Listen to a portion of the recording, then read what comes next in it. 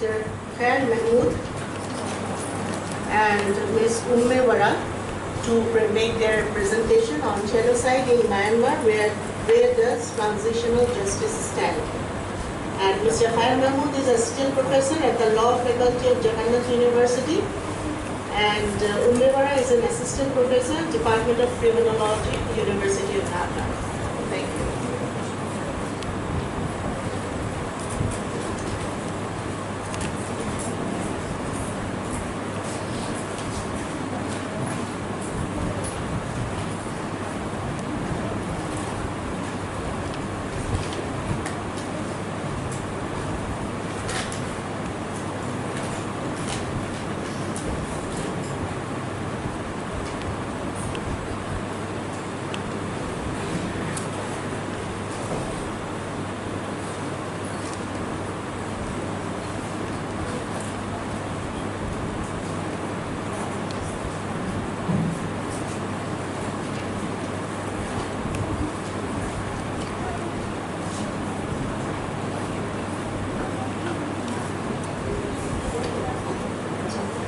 Good afternoon, everyone. As our honorable moderator said, that our topic is genocide in Myanmar. Where does transitional justice stand? So, if you look into the topic, you understand that we already agreed on the point that there was genocide in Myanmar against the Rohingya people. So, we are not talking about that in detail, and it has been discussed in session 1 to 4. Where we are focusing right now about the justice process, because when there is a conflict, there is atrocities, of course we need to talk about the justice. So transitional justice is one form of justice which helps a society from a conflict-prone system to a system of peace and justice. So this transformation needs some means to achieve their goal. So when we talk about the justice, if we talk about the justice for the Rohingya people, the first thing comes into our mind that we need to prosecute someone, we need to give punishment to someone, but that does not always reflect the concept of justice. If we focus on the victims, to the survivors, and the other people, governments, so there are different kinds of actors who play an important role to give justice to the victims and survivors. So if you look into this picture, it's a picture after the apartheid committed in South Africa and in early 90s. So the people who committed the crime, they told the other people, let's forget about it, let's forget what happened. As we know, after 1971 war, when we achieved our independence, and after 40 years when we started the tribunal, some people also told us that let's forget it, let's not dig it out, what happened in 45 years back or 40 years back. But the survivors said, no, if you don't know the truth, it will haunt us forever. So that's the thing, we need to know the truth, what happened in the history, so that we know that what should be the justice process. So remembering Mr. Kofi Annan, I have taken a quote from one of his quotes regarding the definition of transitional justice, and let's see what he said. Transitional justice comprises the full range of process and mechanisms associated with the society's attempts to come to terms with the legacy of large-scale past abuse in order to ensure accountability, serve justice, and achieve reconciliation. So not only punishment, a trial is important, also whether the justice has been served is important, also whether the reconciliation between among the groups also important. And these may include both judicial and non-judicial mechanisms. What does it mean? The prosecutions is a form of mechanism. The non-judicial mechanisms can be reparation, truth-telling, saying sorry and accepting that. This is also important issues regarding the non-judicial mechanisms. And with differing levels of international involvement or none at all, we might need that cooperation from the international community, we might not need. It depends on the political context and the economic and social nature of the particular country. Okay, so there are some models that talk about the means and approaches of transitional justice. One of the models are from Pablo de Grif. He gave models that talk about that transitional justice means criminal prosecution, truth commission, reparation, and institutional reform. There are other 4 pillars that other people talk about transitional justice. Those are truth, justice, reparation, and guarantee of non-repetition. right? So we give punishment, and then again if that crime commits, that means it is not guaranteed. So this guarantee of non-repetition of that particular crime is also important. And what is our goals? Is the goals of the recognition of the victims, recognition of the survivors, also recognition of the whole process, and building up a civic trust between the people of that particular society. And the final goal is reconciliation, as I just said, and also the democratization, to have a democratic process within that particular group. Okay, so, and also another final objective, end of culture of impunity. So if we look into the different genocides, different war conflict areas, we see that if the government sponsors a crime, generally there is a tend to not to have any prosecution of that particular people, because they want to be free. But we are saying that if we do not stop it, then the culture of impunity will hamper a society forever. So we need to put an end. And the tools are written here. You can see that stop the ongoing human rights violations. We can investigate the crimes. We should have a record. Like we are doing the international crimes tribunals, we are doing the prosecution. So we also should have the record, so that in future, if someone wants to distort the history, we can say, hey, these are the papers and you cannot distort our history because we have the right papers. So the record is very much important. And also stop groups denying truth. If you know about the genocide, the last stage of genocide is denial. So this is also happening in Myanmar. If it is Aung San Suu Kyi or if it's the Myanmar general, they all are saying nothing is happening. Nothing is wrong. So what's the problem? So we have to initiate the process that they stop denying the facts. So, and then we can start the process. If you do not agree what is happening, you cannot start doing any process, any peace process. And also identify the victims and also punish those responsible for the crime. So these are the some tools through which we can go to a mean of a peaceful situation of that particular community. And then there has to be some tensions, because you cannot reach to a conclusion, you cannot reach to a peace process without any tension, without any debate, without any argument. So of course there are these issues like truth.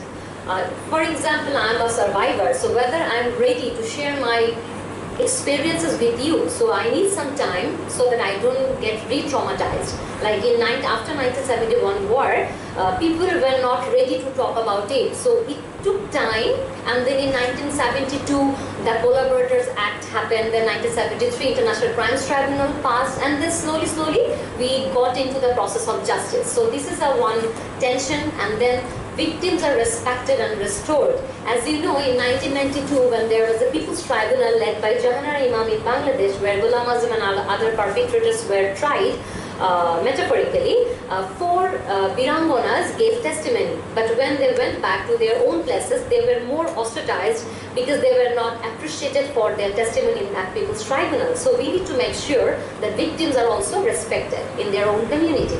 And also the process of reparation. Repression does not only mean monetary help, it also means a recognition. It also means to be respected by the society. And also the reconciliation.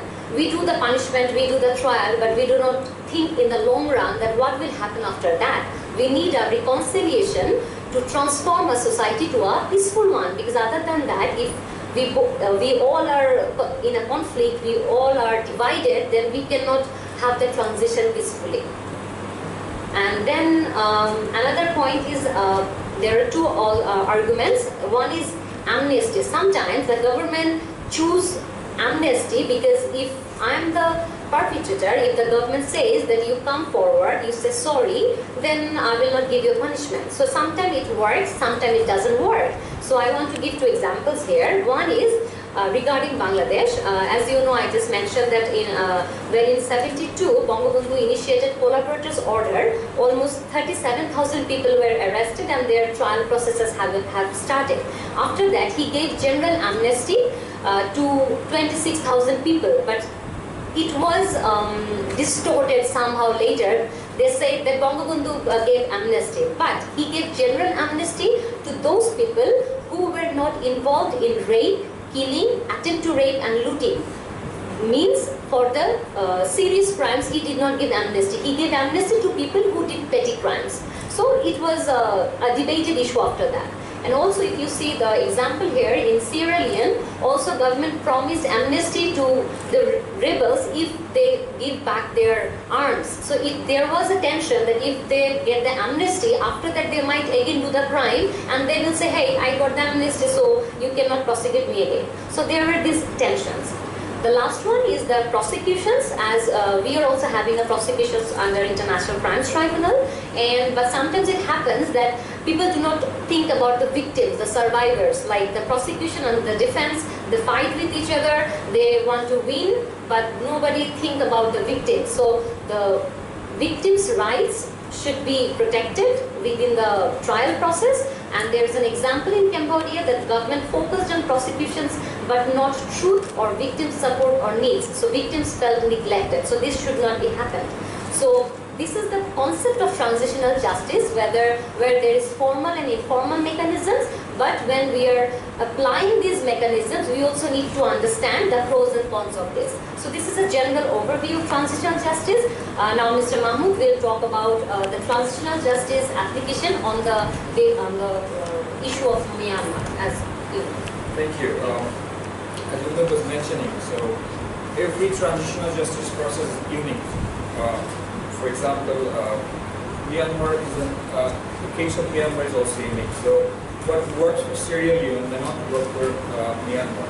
What works for South Africa may not work for Myanmar. So it has to be as case-by-case basis. So if we look at the criminal prosecution at the beginning, so we'll talk about so there are two matters. Legal matter, we divide like jurisdiction and the obligation. So the jurisdiction, I often have the scholars debate on these issues that Myanmar has not signed the ICC statute, and there's a conflict of whether they can be prosecuted or not. So okay, so there are some counter arguments on it. Like there is jurisdiction. So the first thing is jurisdiction. Whether if you talk about formalistic process of court, whether it's domestic, national, or ad hoc, hybrid, or international, whatever it is, it has to have a jurisdiction over the whole matter. The first thing you need to confirm about what type of tribunal you want to establish. If it is a national tribunal, then it should have a jurisdiction. I mean, in the statute. Okay, and then if it is like international or in any way hybrid, like the Cambodian form, so then you need to agree. I mean, the state who are, of course, it's Myanmar. They have to agree upon that. They are agreeing on a hybrid process.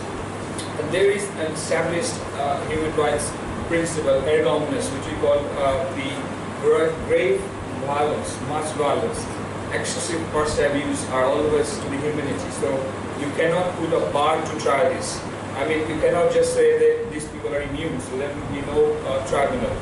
And then it is international crime, it has been recognized, and now just a couple of days back, it's now in the UN document. So 4 international crimes are already committed. So there is always, of course, a jurisdiction.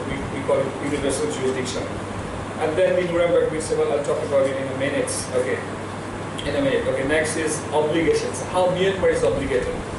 For example, some people say Myanmar new constitution in 2008 has a provision like 445 that says the officials, the government officials are already immune. There is a sort of amnesty provided by this article. So some people say they are already in their domestic law, they have that license to commit this such a crime. So how can you prosecute them?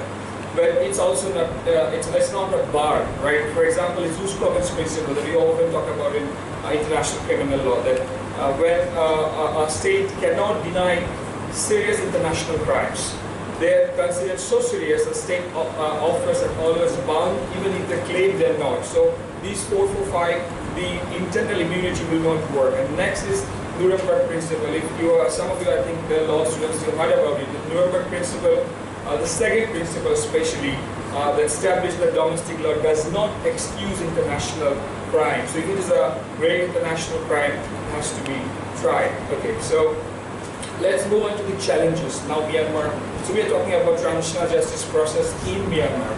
And just a quick feedback, Myanmar, transitional justice is relatively a new field. It has developed from the 90s. Only in the 1990, an American professor, which he titled, she wrote a book on it, and then suddenly it is on the academia. But it is on the practice way before that. I mean, I can refer you one incident that the Argentinian case in 1970, where 78, the Aspen Conference, and then they actually, Argentina is the first country who tried every single possible human transitional justice mechanism. So we have lots of examples: Argentina, Chile, Guatemala, Sierra Leone, Cambodia, Myanmar. So Myanmar is not the top, so we are trying to fix it there. So transitional justice is a successful process, but it's slow and it has guaranteed long-lasting peace process. So that's why we always advocate for installed transitional justice process. Now the challenges is identifying victims. The first challenge we agree is identifying. Sometimes the atrocity is so huge that everybody participates. For example, Rwanda is a case. If you see Rwanda in 1994, almost everyone participates. So when government tried to establish tribunals, truth commissions, they have a unique process called Gachacha, village code. So Rwanda is unique. So that is why identifying victim after a atrocity is the first important thing, the challenge. So of course in Myanmar the same problem. Then in transitional justice process, sometimes as it is a process that has been installed outside the country sometimes. So sometimes it often punishes the middle essence. It's not a bottom-up process, or it's not a top-down process that happened in South Africa. Only some elites were punished. So that should not be happen. That's why we said it's a challenge to have everybody under the safety nets. Okay. Then you don't need that. Ma'am, can I have 5 minutes more? Yes, you have exactly 4 minutes now. Okay. But I may need some additional minutes to finish it up. Let's finish it. Okay. So I thought We have to have discussion also. Okay, thank you. Okay, so the next one is getting resources. This is important because transitional justice process is not a cheaper one. It's expensive somewhat because if you install more than one option like prosecution, reparation, and truth commission, then you need money for that. For example, Cambodia is facing that right now. It's a process that's been funded by the Western people, and at the middle of the tribunal, they're running short of money and they're struggling. So the trial process stopped for a while. The Australian judge left country. So that is why it's important to have enough connection and prepare for that.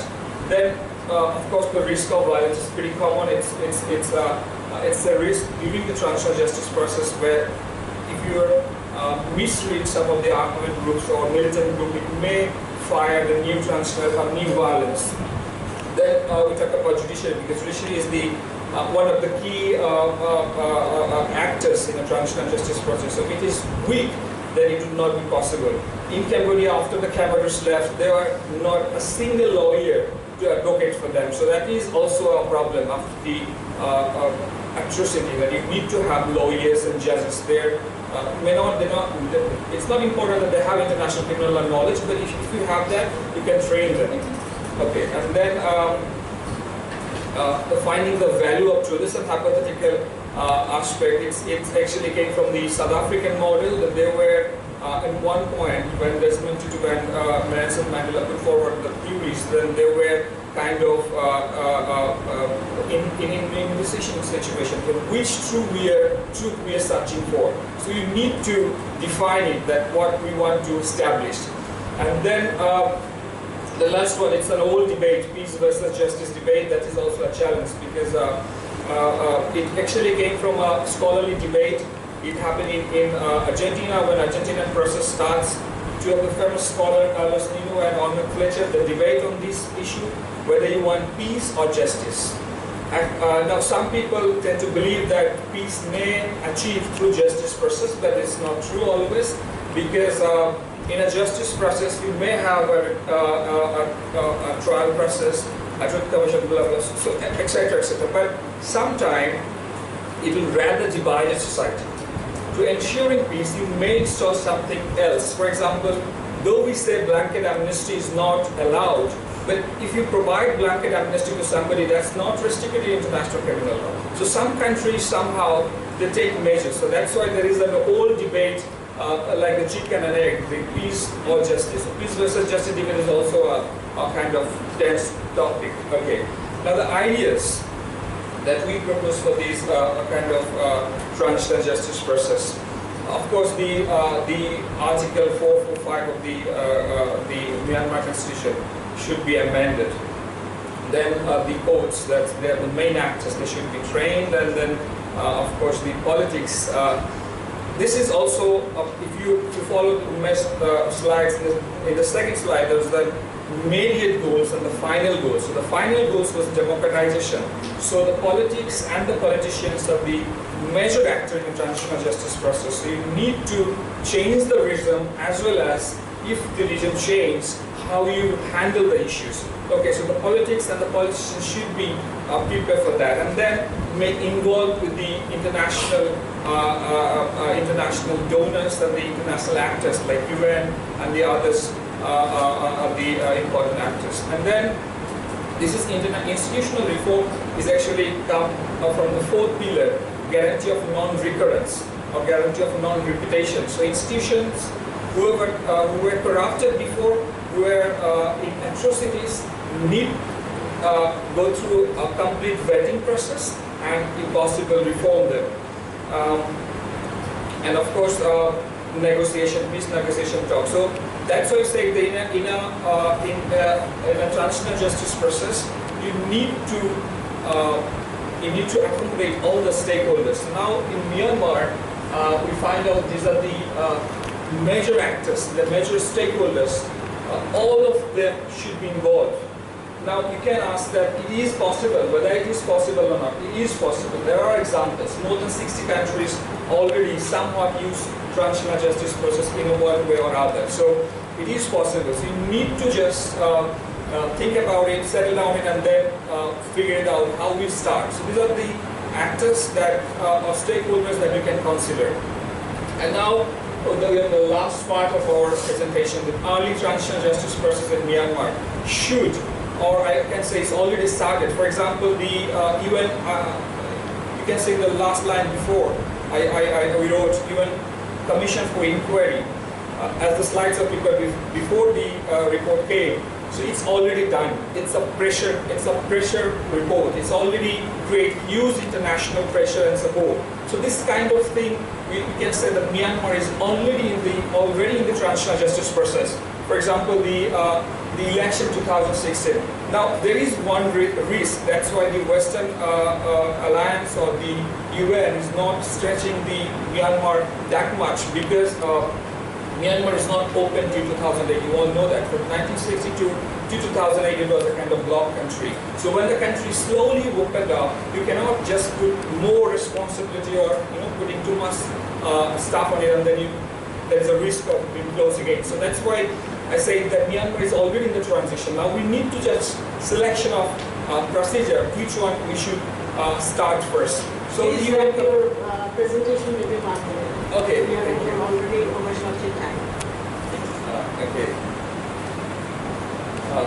So last few lines. Okay. So these are my proposal. Our proposal that official truth-seeking initiative, like in 2007 that they started, Open Heart campaign. So this is a very effective measure in transitional justice process, that you need to appeal to your people that come and open up, whatever you feel, what process would definitely heal your process, heal your wounds. So that's why these are the mechanisms that we propose. And the last, there's a picture, I'll show you.